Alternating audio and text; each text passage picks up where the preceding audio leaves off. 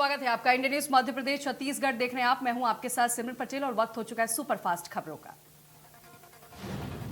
वित्त मंत्री निर्मला सीतारमण ने मोदी सरकार के दूसरे कार्यकाल का आखिरी पूर्ण बजट पेश किया। निर्मला सीतारमण ने कहा कि अमृतकाल का पहला बजट भारत की अर्थव्यवस्था सही दिशा में चल रही है, वही सुनहरे भविष्य की ओर अग्रसर। वित्त मंत्री निर्मला सीतारमण ने कहा कि कृषि से जुड़े स्टार्टअप को प्राथमिकता दी जाएगी, वहीं इसी के लिए युवा उद्यमियों की ओर से कृषि स्टार्टअप के प्रोत्साहित करने के लिए एग्रीकल्चर एलिगेटेड फंड बनाया जाएगा। वित्त मंत्री ने ऐलान किया है कि राज्यों को राजधानी में यूनिटी मॉल खोलने के लिए प्रोत्साहित किया जाएगा। इसके तहत डिस्ट्रिक्ट 1 प्रोजेक्ट और हैंडीक्राफ्ट आइटम को बढ़ावा दिया जाएगा। वित्त मंत्री ने ऐलान किया है कि रेलवे में 2.40 लाख करोड़ का बजट दिया गया है, वहीं इन्वेस्टमेंट खर्च में 33% बढ़ाकर 10 लाख करोड़ रुपए किया जा रहा है। वित्त मंत्री ने कहा कि 20 स्किल इंडिया इंटरनेशनल सेंटर स्थापित किए जाएंगे, वहीं पहचान पत्र के तौर पर पैन को मान्यता दी जाएगी। और बजट में महिलाओं और वरिष्ठ नागरिकों को बड़ी सौगात, महिला सम्मान बचत पत्र योजना शुरू। इसमें महिलाओं को 2 लाख की बजट, वही 7.5% ब्याज मिलेगा। वरिष्ठ नागरिक खाता स्कीम की सीमा 4.5 लाख से 9 लाख की जाएगी। बजट में ऐलान किया गया खिलौने, साइकिल, ऑटोमोबाइल सस्ते होंगे, वही इलेक्ट्रिक और वाहन सस्ते होंगे। कुछ मोबाइल फोन कैमरे के लेंस भी सस्ते होंगे।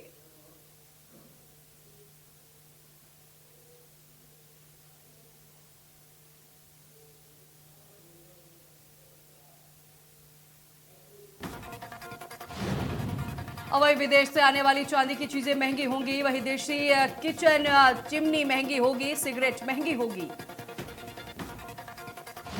5G सर्विस पर चलने वाले ऐप डेवलप करने के लिए इंजीनियरिंग संस्थानों को 100 लैब बनाए जाएंगे। इन लैब्स के जरिए अवसर, बिजनेस मॉडल, रोजगार संभावनाएं बनेंगी और टैक्स में बड़ी छूट का ऐलान। वित्त मंत्री निर्मला सीतारमण ने टैक्स को लेकर दिया बड़ा बयान। कहा अब 7 लाख रुपए के सालाना कमाई पर नहीं देना होगा टैक्स, सभी ये सीमा 5 लाख रुपए थी। वित्त मंत्री निर्मला सीतारमण ने बजट के 7 आधार बताए। उन्होंने सप्तर्षि कहा, पहला समावेशी विकास, दूसरा वंचितों को वरीयता, तीसरा बुनियादी ढांचे और विदेश, चौथा क्षमता विस्तार पहुंचा, वही 5वां हरित विकास, छठा युवा शक्ति, 7वां वित्त क्षेत्र।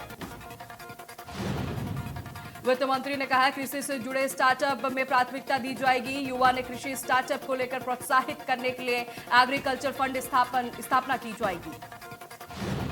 पारंपरिक कारीगरों के शिल्पकारों के लिए पीएम विश्वकर्मा कौशल सम्मान पैकेज लाया गया, जो कि एमएसएमई के साथ जोड़कर अपने प्रोडक्ट्स की क्वालिटी सुधारे और प्रोडक्शन बढ़ाने के लिए मार्केट तक पहुंचाने में मदद होगा।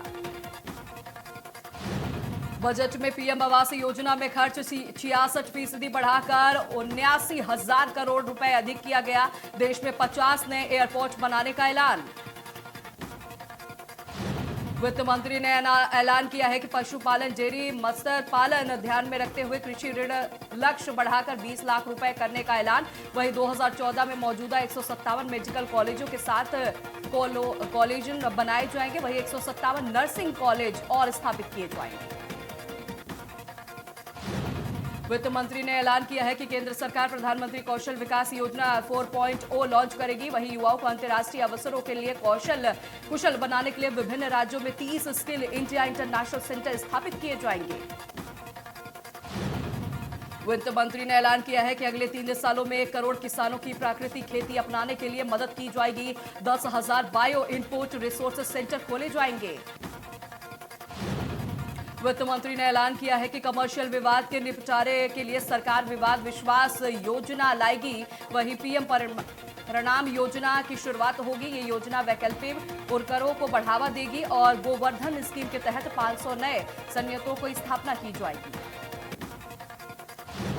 वित्त मंत्री के ऐलान पर 50 पर्यटन स्थलों की पहचान की जाएगी। घरेलू अंतर्राष्ट्रीय पर्यटन को संपूर्ण पैकेज के रूप में उन्हें विकसित किया जाएगा। बजट भाषण में निर्मला सीतारमण ने कहा कि वर्तमान साल में हमारी अर्थव्यवस्था की वृद्धि 7% रहने का अनुमान है। विश्व की बड़ी अर्थव्यवस्थाओं में सबसे अधिक है। भारतीय अर्थव्यवस्था सही रास्ते पर है और उज्जवल भविष्य की ओर बढ़ रही है। उन्होंने कहा कि पीएम गरीब कल्याण अन्न योजना के तहत 2 लाख करोड़ रुपए केंद्र सरकार द्वारा वहन किया जा रहा अंत्योदय योजना के तहत गरीबों के लिए मुफ्त खाद्यान्न की आपूर्ति को 1 वर्ष के लिए बढ़ा दिया गया। निर्मला सीतारमण ने कहा कि दुनिया में भारतीय अर्थव्यवस्था का चमकता हुआ सितारा बना, दुनिया में भारत का कद बढ़ा। उन्होंने कहा कि हमने कोरोना काल में सुनिश्चित किया है कि कोई भी भूखा ना सोए। निर्मला सीतारमण ने कहा कोरोना काल में सरकार ने 2 लाख करोड़ खर्च करके व्यक्ति को खाद्यान्न सुनिश्चित किया। 28 महीने तक 80 करोड़ लोगों को फ्री राशन की व्यवस्था की गई। निर्मला सीतारमण ने कहा 2014 में सरकार के प्रयासों से सभी नागरिकों के जीवन बेहतर गुणवत्ता और गरिमापूर्ण जीवन सुनिश्चित किया। निर्मला सीतारमण ने कहा कि प्रति व्यक्ति की आय दोगुनी या अधिक हो 1.97 लाख रुपए हो गई। वहीं इन 9 सालों में भारतीय अर्थव्यवस्था दुनिया की 5वीं सबसे बड़ी अर्थव्यवस्था बनी। वित्त मंत्री निर्मला सीतारमण ने बजट की 7 प्राथमिकताएं बताई। इसमें infra, green growth, financial sector, youth power शामिल है। वित्त मंत्री ने कहा बच्चों और किशोरों के लिए राष्ट्रीय डिजिटल पुस्तकालय स्थापित किया जाएगा। अगले 3 साल में 740 एकलव्य स्कूलों और 38,800 टीचर्स और स्पोर्ट टीचर्स की नियुक्ति होगी। और 1 घंटे 27 मिनट के स्पीच में वित्त मंत्री निर्मला सीतारमण ने आदिवासी समूह को सौगात दी। वहीं पिछड़े आदिवासी समूहों को सामाजिक आर्थिक स्थिति में सुधार के लिए पीएमबीटीजी विकास मिशन शुरू किया जाएगा। इससे बुनियादी सुविधाएं दी जाएंगी। 15,000 करोड़ रुपए दिए जाएंगे।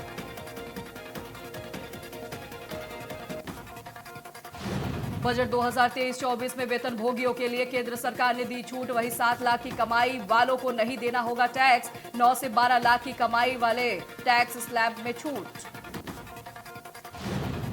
वित्त मंत्री निर्मला सीतारमण ने बजट 2023 में रक्षा बजट में इजाफा। वहीं सरकार ने रक्षा मंत्रालय में 9,94,000 करोड़ रुपए आवंटित किए। रक्षा बजट में वित्त मंत्री ने किया इजाफा। वहीं पहले रक्षा बजट का आंकड़ा 5,25,000 करोड़ रुपए था। कहा जा रहा था कि तीनों सेनाओं की तरफ से फंड इजाफे की मांग की जा रही। वहीं तीनों सेनाओं की तरफ से की जा रही थी मांग। वित्त मंत्री निर्मला सीतारमण ने बजट को प्रधानमंत्री नरेंद्र मोदी के उम्मीदों का बजट बताया। पीएम ने कहा कि ये गरीब, किसान, मध्यम वर्ग के उम्मीदवारों का पूरा करने वाला बजट, सभी के हित में है ये बजट।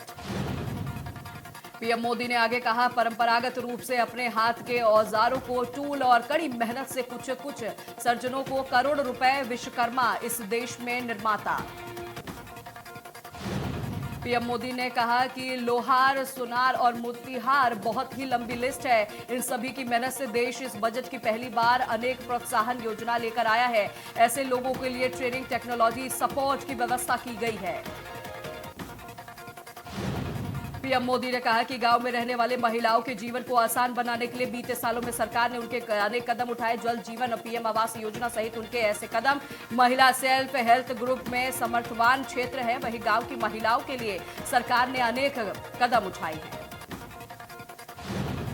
देश में आम बजट पर पीएम मोदी ने इंफ्रास्ट्रक्चर, निवेश के रोजगार पैदा होंगे। इससे बड़े पैमाने पर रोजगार युवाओं को मिलेगा। पीएम मोदी ने कहा कि महिलाओं की एक विशेष बचत योजना शुरू की गई। वहीं जघन्य के बाद विशेष बचत योजना समान परिवार के माताओं बहनों के लिए बहुत बड़ी ताकत होगी। सहकारिता बजट ग्रामीण अर्थव्यवस्था की धुरी बनाएगा। महिलाओं के लिए विशेष बजट योजना शुरू की जा रही है। पीएम ने कहा कि सरकार ने दुनिया सबसे अन्न भंडार योजना बनाई है। नई प्राइमरी कॉर्पोरेटिव बनाने की योजना का ऐलान। इस योजना से खेती के साथ दूध और मछली पालन के विस्तार होगा। वहीं पैसे से जुड़े इन लोगों को फायदा मिलेगा। पीएम ने आगे कहा कि उत्पादन की बेहतर कीमत मिलेगी।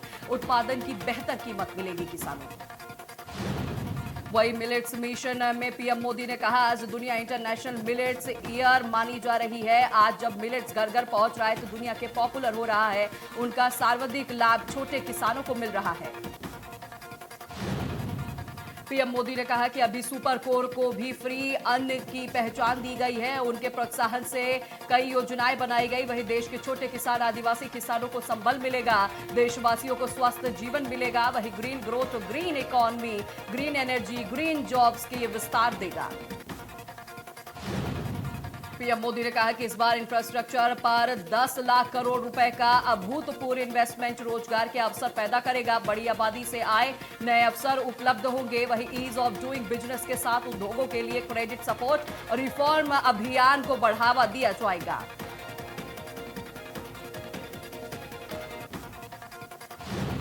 आम बजट 2023-24 पर सीएम शिवराज सिंह चौहान ने वित्त मंत्री निर्मला सीतारमण को शुभकामनाएं दी है। वहीं उन्होंने कहा कि मोदी जी के नेतृत्व में एक नए भारत का उदय हुआ। ये बजट हमारे देश की शक्ति संपन्न बनाने की दिशा में सहायक साबित होगा, ऐसा मेरा विश्वास है।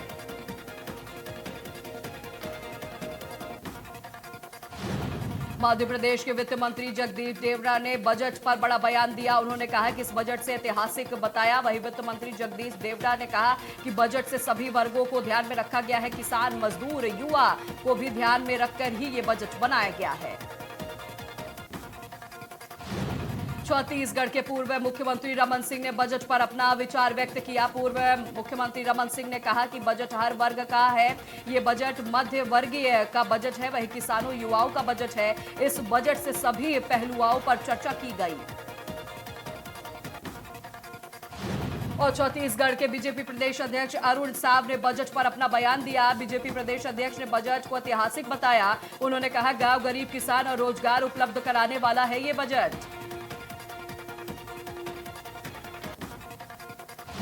वहीं कांग्रेस संचार प्रमुख सुनील आनंद शुक्ला ने बजट पर अपना बयान दिया। सुनील आनंद शुक्ला ने बजट को निराशाजनक बताया। उन्होंने कहा कि सरकार ने बजट में महंगाई कम करने के लिए कोई भी प्रयास नहीं किया। और केंद्रीय बजट को लेकर छत्तीसगढ़ के नगरीय प्रशासन मंत्री शिव डहरिया ने भी अपना बयान दिया। उन्होंने कहा कि ये बजट निराशाजनक है।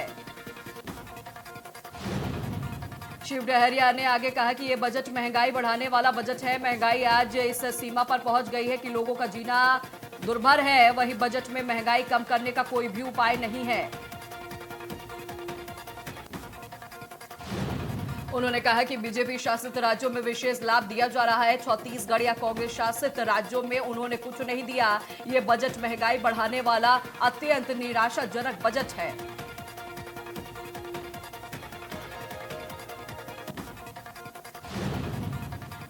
मोदी सरकार का ये 9वां बजट है। वही बजट अन्य बजट में सबसे खराब बजट। इसमें गरीबों के लिए लाभ नहीं दिया गया, बेरोजगारी के लिए कुछ भी नहीं किया गया। सरकार ने यह बजट आम लोगों के लिए नहीं बनाया। सरकार ने यह बजट अडानी, अंबानी से जुड़े बड़े लोगों के लिए बनाया है। बजट का बाजार में किया स्वागत। वहीं सेंसेक्स में 12 अंकों का उछाल, निवेशकों की दौड़, खुशी की लहर।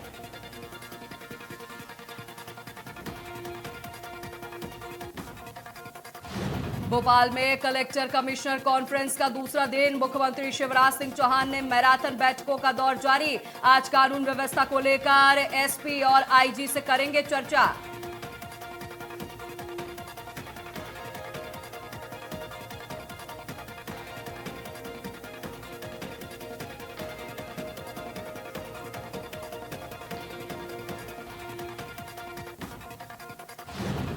आशाराम को बलात्कार मामले में आजीवन कारावास की सजा। वहीं कल गुजरात के संसय कोर्ट ने इस मामले में सुनवाई की। वहीं अब उसी कड़ी में फैसला सुना दिया गया। आसाराम इससे पहले एक और बलात्कार मामले में उम्र कैद की सजा काट रहे हैं। ऐसे में एक बार फिर से दोषी सिद्ध हो जाने पर उनकी मुश्किलें और बढ़ गई।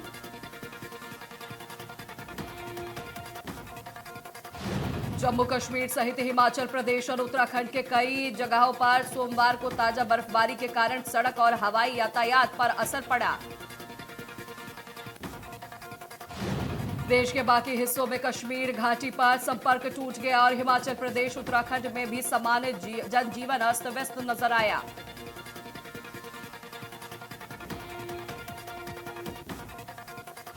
भारी बर्फबारी के कारण कई हाईवे और दूसरी सड़कों को बंद करना पड़ा। इन पहाड़ी राज्यों के कई इलाकों में बिजली की सप्लाई भी बाधित रही।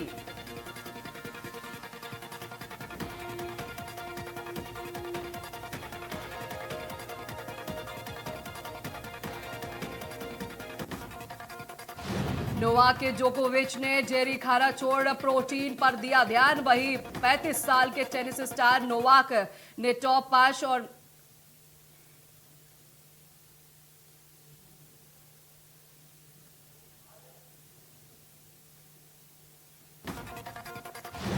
बॉक्स ऑफिस पर बुलेट भी तेज स्पीड पर कमाई कर रही। शाहरुख खान की फिल्म पठान रिलीज के 7वें दिन पठान का इंडिया बॉक्स ऑफिस पर कुल कलेक्शन 328.25 करोड़ रुपए के पार।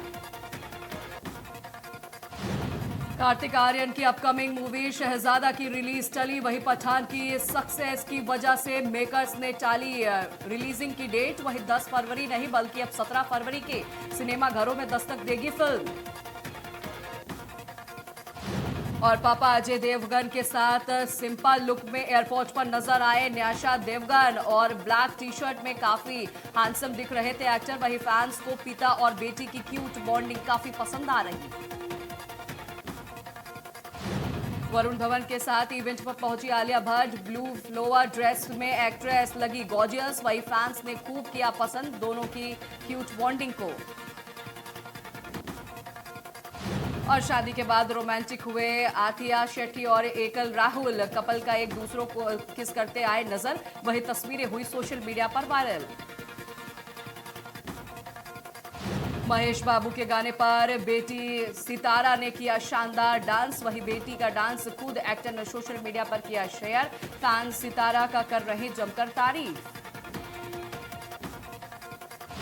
डैडी बने शाहरुख खान की फिल्म जवान के डायरेक्टर। वही एएलटी के घर पर आया बेबी बॉय। डायरेक्टर ने सोशल मीडिया पर खुद इस बात की दी जानकारी।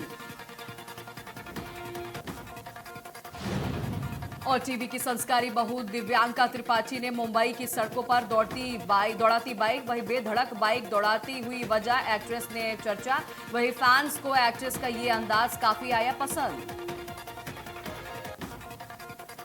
आमिर खान ने 57 साल की उम्र में लगाए ऐसे ठुमके कि कार्तिक आर्यन भी पड़े फीके। दोनों एक्ट्रेस के डांस का वीडियो सोशल मीडिया पर हो रहा वायरल। शो से निकलकर टीना दत्ता ने हुई तेलुगु फिल्म के ऑफर। वही एक्ट्रेस ने कहा अब सिर्फ काम पर करूंगी फोकस और प्रियंका चौधरी को बिग बॉस को विनर बनाना देखना चाहती हूं।